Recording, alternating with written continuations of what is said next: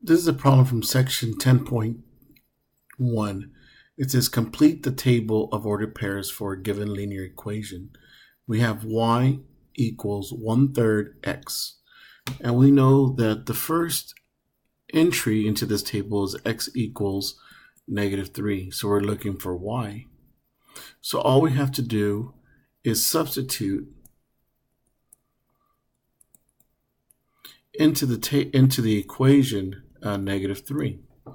And you notice we have a fraction here. We're going to make this into an improper fraction. So we have y is equal to -3 divided by 3. So in this case, it's -1, since a negative divided by a positive is a negative. So the first entry will be -1.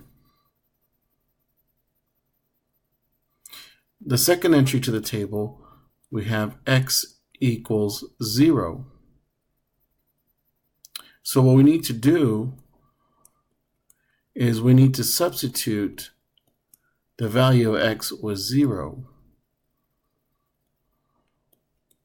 And you notice that 0 times any number will give you 0. So therefore, y will equal 0. In this case, we have 0, 0.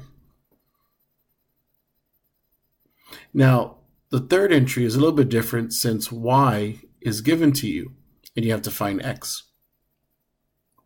So you have y equals 2.